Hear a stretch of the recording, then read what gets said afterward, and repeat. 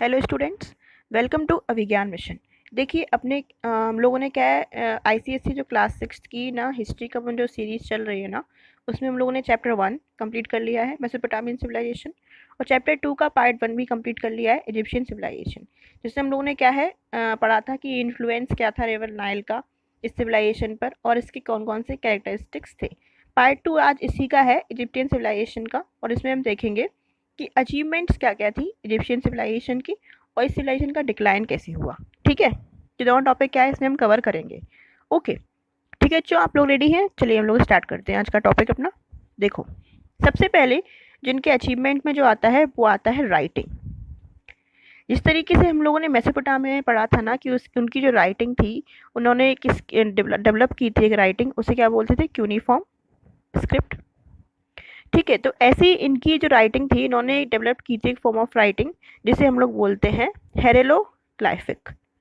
ठीक है, ये क्या है बच्चों, आप 6th क्लास में ये सब नाम रखना याद रखना थोड़ा टफ है, लेकिन बच्चों आपको याद रखने पड़ेंगे क्योंकि आपके सिलेबस में है ये टॉपिक। ठीक है, इसीलिए आपको याद रखना है कि इन्होंने एक राइटिंग डेवलप की थी, इसे क्या बोलते हैं अपन लोग, हेरेरोग्लाइफिक। ओके, इसका मतलब होता है, ये ग्रीक वर्ड है और इसका मतलब होता है सेक्रेड कार्विंग्स। क्या बोलता है, इसका मतलब क्या होता है, सेक्रेड कार्विंग्स। इसमें क्या होता था, इजिप्शियंस यूज करते थे पिक्चर बेस्ड स्क्रिप्ट। ये दिख रही है आपको ये वाली इमेज, देखिए मैं आपको जूम करती हूँ इस इमेज को। देखिए इसमें क्या है, आपको कुछ पिक्चर लाइक जो स्क्रिप्ट दिख रही हैं। देखो, ये देखिए आपको स्क्रिप्ट। फिर क्या है, धीमे धीमे ये लोग क्या है अल्फाबेट्स की साइड इन्होंने क्या है मूव किया। Then they also developed an alphabet with 24 consonants. देखो अभी अपन लोग जो इंग्लिश लैंग्वेज सीखते हैं ना, उसमें क्या है अपन लोग कॉन्सोनेंट के बारे में पढ़ते हैं, वोवल्स के बारे में पढ़ते हैं। तो ये डिस्कवरी पहले ही कर ली थी इन लोगों ने। पहले ये लोग क्या करते थे, पिक्चर बेस्ड स्क्रिप्ट से इन्होंने अपनी इस शुरुआत की थी राइटिंग की। उसके बाद ये मूव किए अल्फ़ाबेट्स पर, जिसमें क्या थे 24 कॉन्सोनेंट्स थे। और इस तरीके से हम लोग जो लिखते हैं ना अभी अपनी कॉपी में, वो कैसे लिखते हैं, लेफ्ट टू राइट। अपना जो मूवमेंट होता है लिखने का लेफ्ट टू राइट होता है ना, ऐसे लिखते हैं ना, जैसे कि आप कुछ भी लिख रहे होंगे, हिस्ट्री, इधर से मूवमेंट होता है अपना। लेकिन जो इनका स्क्रिप्ट लिखने का जो तरीका था, वो ये लिखते थे राइट टू लेफ्ट। वो यहाँ से शुरू करते थे और ऐसे अपनी डायरेक्शन इस तरीके से मूव करते थे। ओके, समझ में आ गया। इसके बाद ये क्या है, एक पेपर पे लिखते थे, उस पेपर को बोलते थे जो किससे बनता था, पेपायरस से। ठीक है, थिन पेपर होता था इसका मतलब, जिसपे ये अपनी क्या है स्क्रिप्ट लिखते थे। एक वाटर रीड से बनता था। ओके, इसके बाद ये पेपायरस है ना, इसी से हम लोग को एक्चुअली में जो वर्ड मिला है पेपर, जो हम लोग पेपर बोलते हैं ना, वो इसी से फॉर्म हुआ है। पहले इसको बोलते थे पेपायरस। ठीक है, ये जो longest papyrus that have been discovered is over 43 metre long, called the great Harris papyrus. इनकी सिविलाइजेशन से एक बहुत बड़ा पेपायरस को डिस्कवरी हुई है, मीन्स बहुत बड़ा एक पेपर का मतलब डिस्कवरी हुई है जो 43 मीटर लॉन्ग है। आप सोच सकते हैं कितना बड़ा पेपायरस है वो, जिसे हम लोग आज अभी जो बोलते हैं प्रेजेंटली ग्रेट हैरिस पेपायरस। ठीक है, इसके बाद इसमें जो वो इंक यूज़ करते थे, वो इंक किसकी होती थी, तो जो इंक यूज़ करते थे अपनी राइटिंग में, वो होती थी या तो वो शूट से बनती थी या गम से और वाटर, इन सब के मिक्सचर से बनती थी वो इंक। ठीक है, इनकी जो राइटिंग है आपको कहाँ मिलेगी, तो इनकी जो राइटिंग, इन्होंने जो पिरामिड्स बनाए हैं और टॉम्ब्स बनाए हैं, उनमें क्या है इनकी राइटिंग आसानी से आपको मिल जाएगी। ठीक है, अभी भी ये प्रेजेंट प्रिजर्वेशन में है, प्रिजर्व है, और अभी भी हम लोग जाके इनके पिरामिड्स और टॉम्ब्स पर इनकी, या फिर क्ले टैबलेट्स पर इनकी क्या है राइटिंग को देख सकते हैं, जो इनकी जो राइटिंग का फॉर्म था ना, वो वाला फॉर्म। ओके, ये क्या है इनका राइटिंग का इन्होंने डेवलपमेंट किया था। इसके बाद हम आगे बढ़ते हैं साइंस, कि साइंस में इन्होंने क्या डेवलपमेंट किया था, साइंस में इनका क्या अचीवमेंट रहा था। जैसे कि हमने पढ़ा था मेसोपोटामिया में उन्होंने कई सारे अचीवमेंट्स किए थे साइंस एंड टेक्नोलॉजी में। वो ब्रिलियंट मैथमेटिशियन थे, है ना। उन्होंने कैलेंडर की डिस्कवरी की थी। इस तरीके से इन्होंने भी कुछ डिस्कवरी की है। चलिए देखते हैं क्या किया था। सबसे पहले इन्होंने सबसे ज़्यादा जो मतलब एडवांसमेंट किया है, वो किया है सब्जेक्ट किसमें, मैथमेटिक्स में, केमिस्ट्री और बायोलॉजी।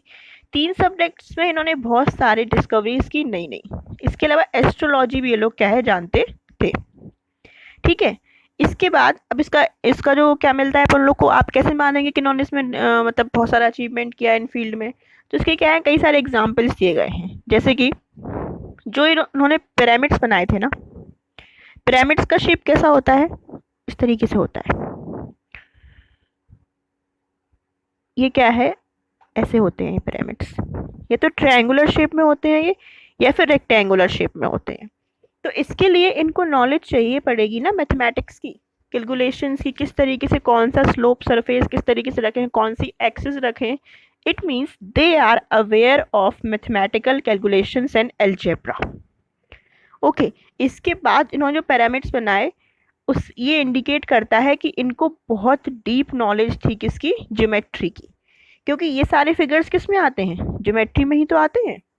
तो इसका मतलब इनकी नॉलेज भी इन लोगों को थी। और ये सारे सब्जेक्ट किस में आते हैं, साइंस में ही तो आते हैं, मैथमेटिक्स ये सब। तो यहाँ से आपको एविडेंस मिल जाता है कि हाँ, इन लोग को कुछ पता था साइंस के बारे में। इसके अलावा और क्या एविडेंस है, इसके अलावा जो ममीज, मैंने आपको बताया था ममीज के बारे में इसकी पहले वाली वीडियो में, ठीक है, कि वो लोग मतलब केमिकल्स के थ्रू उनको प्रिजर्व करते थे, और ऐसा मानते थे वो लोग कि मतलब डेथ के बाद भी क्या एक लाइफ होती है। तो जब वो ममीज बनाते थे, उसमें क्या वो यूज़ करते थे, एक केमिकल का यूज़ करते थे, उसको क्या है, एम्बेलमिंग करने के लिए। और केमिकल का नॉलेज कैसे आती है अपन लोगों को, केमिस्ट्री एंड बायोलॉजी से। किस तरीके से प्रिजर्वेशन कर रहे हैं अपन लोग सेल्स को, किस तरीके से कौन सा केमिकल यूज़ कर रहे हैं। इट मीन्स इनको केमिस्ट्री और बायोलॉजी की भी नॉलेज थी।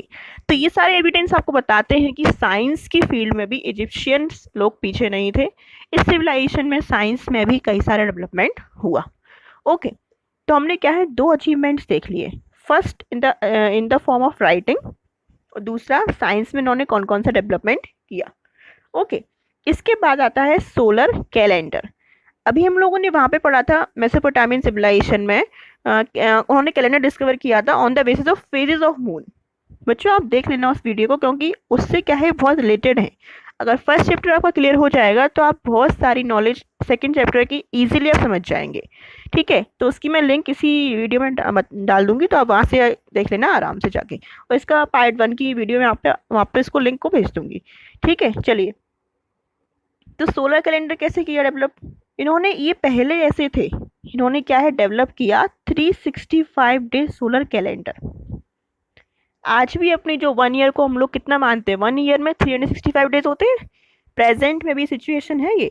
तो ये इन्हें ही फर्स्टली एज अ क्रेडिट दिया जाता है डेवलप करने के लिए 365 डे सोलर कैलेंडर।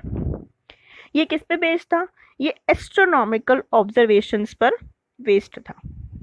ठीक है, ये कैलेंडर क्या है, शो करता था year with 12 month, each having 30 days.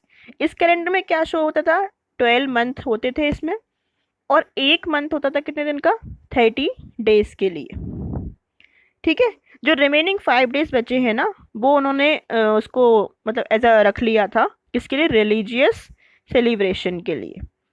Okay, इसके बाद जो ईच मंथ है उसमें 30 डेज होते थे, वो डिवाइडेड था 3 वीक्स में, 10 डेज की एक वीक होती थी। इस तरीके 3 वीक हो गई, 30 डेज हो गए, और एक वीक में 10 डेज हो गए। आप देखिए बच्चों, इजिप्शियन सिविलाइजेशन मतलब 3000 BCE और 1000 BCE तक चली है, और उस समय भी ये लोग इतने एडवांस थे कि इतनी बढ़िया कैलकुलेशन बना दी कि एक साल में इतने दिन होंगे, फिर 1 डे में मतलब इतना उसको मंथ होंगे, वीक होंगे, डेज होंगे, किस तरीके से उन्होंने कैलकुलेशन किया।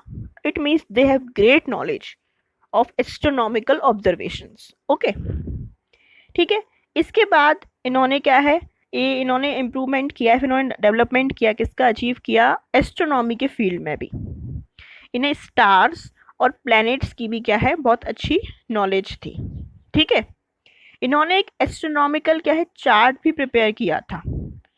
ठीक है, और ये पहले ऐसे लोग थे जिन्होंने एक ऐसा इंस्ट्रूमेंट ऑब्जर्व की मतलब इन्वेंट किया था जो ऑब्जर्व करता है movement of stars and planet.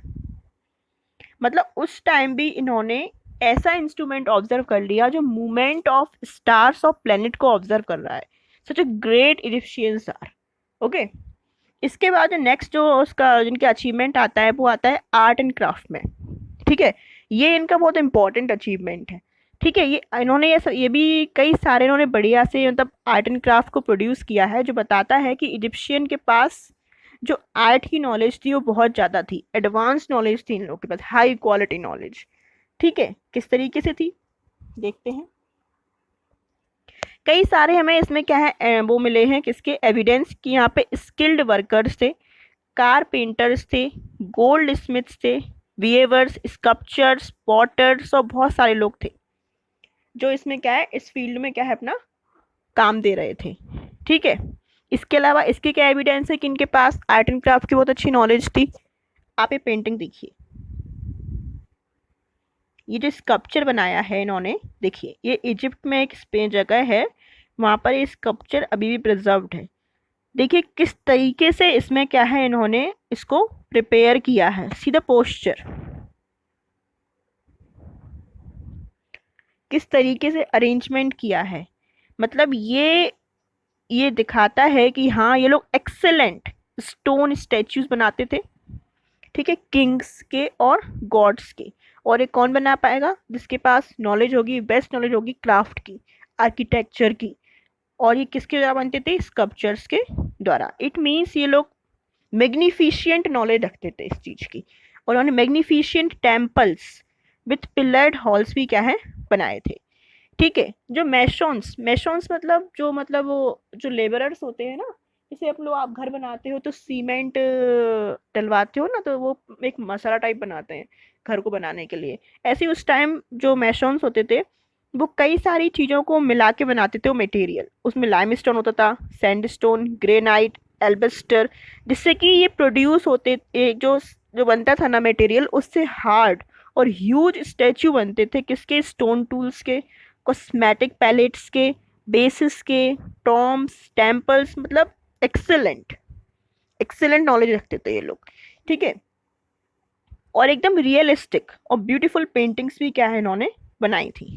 ठीक है, इसके अलावा ये पेंटिंग्स किसकी बात करती थी कि इनकी सोशल लाइफ कैसी थी, मतलब उस समय जो सिचुएशन थी ना, सोसाइटी कैसी थी, उसकी उसी की ये लोग पेंटिंग्स बनाते थे, जिससे कि हमें ये एविडेंस ही मिलता है कि अच्छा ऐसी सोशल लाइफ थी वहाँ पर।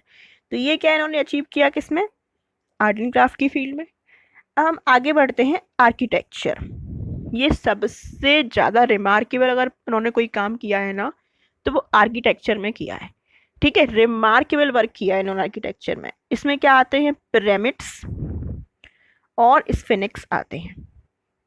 इन्हीं के लिए इजिप्शियन सिविलाइजेशंस मतलब जानी भी जाती है। पिरामिड्स कैसे होते हैं, देखिए ये क्या है, स्फिनिक्स है, ये दिख रहा है आपको स्फिनिक्स, ये भी इजिप्ट में एक जगह है, वहां पर अभी भी लोकेटेड है। ओके, और पिरामिड्स भी स्ट्रक्चर होते हैं जो होते हैं ट्रायंगुलर लाइक स्ट्रक्चर, मैंने आपको बताए थे शुरुआत में ही।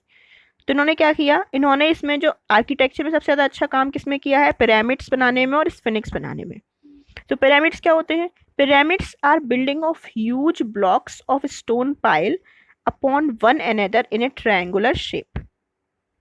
ठीक है, मतलब इस तरीके से बिल्डिंग होती है, ऐसे पाइल्स रखे होते हैं, parts in a triangular shape में।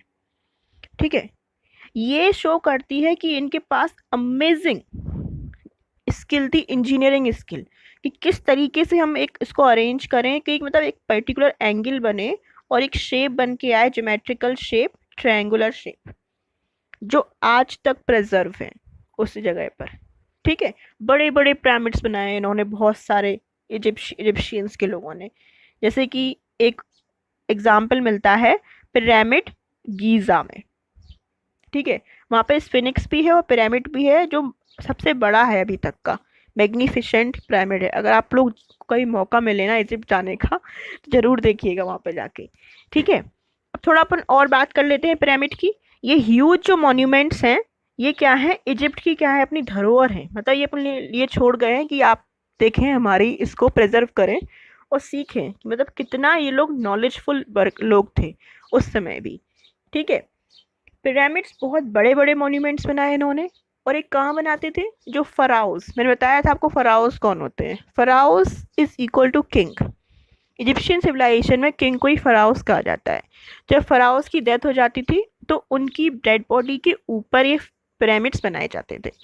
ठीक है, लिखा हुआ है यहाँ पे कि build for the burial of the pharaohs. ठीक है, the practice of building pyramids is commencing with the step pyramid of Djoser design by Imhotep. ठीक है, सबसे जो मैग्निफिसेंट काम किया गया है पिरामिड में, मैंने बता दिया आपको, वो है गीज़ा में सिचुएटेड है, वहाँ पे आप देख सकते हैं। ठीक है, उसका जो मतलब वेट है, जो पिरामिड बना है ना वहाँ पे, उसमें जो लगे हुए ना स्टोन्स, उनका वेट लगभग 15 टन ईच है। तो इस तरीके से अलग अलग पाइल्स बने हैं ना, तो इन सब का वेट सिंगल का है इतना, 2 से 2 पॉइंट कुछ से लेके 15 टन ईच। और तब भी एक सीक्वेंस में अरेंज है और एक ट्रायंगुलर शेप प्रोवाइड कर रहे हैं आपको। सच अ ह्यूज इंजीनियरिंग स्किल थी इनके पास। ठीक है, इसके बाद हम बात करते हैं स्फिनिक्स की। स्फिनिक्स क्या होते हैं? स्फिनिक्स एक ऐसा मतलब इनके टाइम पे एक एनिमल होता है जिसकी बॉडी तो होती है लायन की, ठीक है, और हेड होता है मैन का। देखो आप देखिए ये वाला फोटो, ये पिक देखिए, देखो इसमें क्या है, ये जो इसका फेस दिख रहा है ना, ये तो ह्यूमन बॉडी का है, लेकिन देखो ये शेप, ये लेग दिख रहा है आपको, ये देखो, ये पूरी शेप जो है वो है लायन का। इस टाइप के स्ट्रक्चर को बोलते हैं हम लोग स्फिनिक्स। ठीक है, ये क्या स्टैच्यू होते हैं जो स्किल दिखाते हैं किसकी, इजिप्शियंस की। ठीक है, स्फिनिक्स भी कहाँ पाए जाते हैं, सेक्रेट साइट्स, मतलब मंदिर टेम्पल जहाँ पूजा वगैरह होती है ना, एक मतलब एज सिंबल है ये सेक्रेट एरिया की। कौन, स्फिनिक्स। ठीक है, और एक और खास बात है स्फिनिक्स की, जो स्फिनिक्स ये बना है ना, ये फोटो, ये एक ही सिंगल स्टोन से बनता था। बड़ा सा स्टोन लिया, उसको इस शेप में कट किया और उसको एक शेप दिया स्फिनिक्स। तो मतलब इस तरीके से ये आप देख सकते हैं बच्चों, इनकी कितनी अच्छी स्किल्स थी। आप थोड़ा वीडियो डिटेल में बता रही हूँ जिससे कि आप देख पाए कि हाँ ये सिविलाइजेशन, जो एशियन सिविलाइजेशन थी, वो कितनी ज़्यादा मतलब डेवलप्ड थी उस टाइम पर भी। ठीक है, चलो आगे देखते हैं। इसका भी एग्जाम्पल आपको गीज़ा में मिल जाएगा, जहाँ पे पिरामिड है वहाँ पे भी ग्रेट स्फिनिक्स ऑफ गीज़ा, जो कितना बड़ा है, इतनी इसकी लेंथ है, ये वाइड है और इतना इसका हाइट है, 20 मीटर हाई है वो। ओके, इसी की फोटो है ये स्फिनिक्स ऑफ गीज़ा की। ठीक है, तो ये तो इनके थे किसके में, पिरामिड्स और स्फिनिक्स के बारे में। आर्किटेक्चर में इन्होंने और भी काम किए, टॉम्ब, टॉम्ब्स भी बनाए थे इन्होंने। इसका जो मोस्ट फेमस जो टॉम्ब मिलेगा वो आपको मिलेगा एंशियंट इजिप्ट में, अभी मिल जाएगा नेक्रोपोलिस। ठीक है, इसके अलावा अब हम देखते हैं कि ये जो डिक्लाइन कैसे हुई, सिविलाइजेशन जब इतना बढ़िया फ्लरिश कर रही थी तो अचानक से क्या हो गया ऐसे कि डिक्लाइन हो गई। देखो, अगर कोई भी चीज़ मतलब फ्लरिश हो रही है, पहले शुरुआत होती है, फिर फ्लरिश होता है, फिर डिक्लाइन भी होना ही है। जैसे कि कोई भी ह्यूमन लो, पहले उसकी बर्थ होती है ना, फिर वो बड़ा होता है, फिर बूढ़ा होता है, एंड में उसकी डेथ हो जाती है। ऐसी सिविलाइजेशंस भी होती हैं, पहले एक पॉइंट पे स्टार्ट होंगी, फिर एक पॉइंट पे पीक पे पहुंचेंगी, एंड में जाके क्या है, डिक्लाइन हो जाएंगी। तो इजिप्शियन सिविलाइजेशन कैसे बच जाती, अब एक कैसे डिक्लाइन हुई, कुछ रीजंस तो होंगे ना। देखो इसके रीजंस क्या थे। सबसे पहले, after the end of the new kingdom, मैंने आपको बताया था कि इजिप्शियन सिविलाइजेशन के 4, इसको डिवाइड किया गया है 4 किंगडम्स में। ये मैंने फर्स्ट वीडियो में जो इसकी पार्ट 1 डाला था ना, उसमें आपको एक्सप्लेन किया था, आप देख लेना, उससे आपको समझ में आ जाएगा ये न्यू किंगडम क्या है। सबसे लास्ट में जो शुरू हुआ था वो था न्यू किंगडम। ठीक है, तो after the end of new kingdom Egyptian civilisation का क्या है, डिक्लाइन स्टार्ट होने लगा। क्यों होने लगा, कई सारे इन्वेजन्स, मतलब फॉरेन इन्वेडर्स आए अटैक वगैरह से, जैसे कि बेबीलोनियंस, एशरियंस, पर्शियंस और एलेक्जेंडर द ग्रेट। इनका तो आप सभी लोग नाम जानते ही होंगे। तो इन्होंने भी क्या है वहाँ पे इन्वेड किया, और इस सिविलाइजेशन की क्या है, डिक्लेनेशन, डिक्लाइन हो गया। ओके, इसके बाद जो मतलब ये जो एक इनकी जो क्वीन है, लास्ट जो क्वीन की डेथ हुई, ये क्लियोपेट्रा, उसके बाद ये सुसाइड कर ली इन्होंने, लास्ट जो क्वीन थी। इसके बाद ये सिविलाइजेशन डिक्लाइन हुई और एंड में किसका पार्ट बन गई, रोमन एम्पायर का। और यहाँ से इसकी क्या है, अपन लोग मान जाते हैं कि ये मतलब धीमे धीमे क्या है, खत्म हो गई सिविलाइजेशन। लेकिन जो ये छोड़ के गए हैं अपने अचीवमेंट, जैसे कि पिरामिड्स, ममीज, स्फिनिक्स, टॉम्स, राइटिंग, इनके द्वारा ये सिविलाइजेशन बहुत लंबे टाइम तक चलती रहेगी और इस सिविलाइजेशन का डिक्लाइन नहीं होगा अगर अचीवमेंट पॉइंट ऑफ व्यू से देखा जाए। ठीक है, अब जल्दी से हम लोग रिकैप कर लेते हैं पूरा फटाफट से। ओके, इन 2 मिनट्स। सबसे पहले इजिप्शियन सोसाइटी डिवाइडेड थी 4 क्लासेस में, ये मैंने आपको बताया था फर्स्ट वीडियो में। किंग इसका हेड था और रिलीजियस हेड, दोनों किंग थे। ठीक है, ये मैंने आपको बताया था फर्स्ट वीडियो में कि पीपल एंगेज थे एग्रीकल्चर, डोमेस्टिकेशन, अदर ऑक्यूपेशंस में। ये सब हमने क्या है डिटेल में देखा था फर्स्ट वीडियो में। ठीक है, इजिप्शियन ने वर्शिप किए थे गॉड ऑफ सन रा, गॉड ऑफ डेथ और शिरिश, और ये प्रिजर्व करते थे बॉडी को in the form of mummies. ठीक है, इसके अलावा अपने ये अभी आज देखा है इनकी अचीवमेंट्स में कि साइंस और एस्ट्रोनॉमी ने कैसे डेवलपमेंट किया, आर्किटेक्चर में कैसे डेवलपमेंट किया, और फॉरेन इन्वेजन्स और इंटरनल रिवॉल्ट की वजह से क्या है डिक्लाइन हो गई। तो बच्चों ये था अपना इजिप्शियन सिविलाइजेशन, फर्स्ट वीडियो में हमने कवर किया है, आप उसे जरूर देखना तभी आपको समझ में आएगा ये सेकंड पार्ट इसका।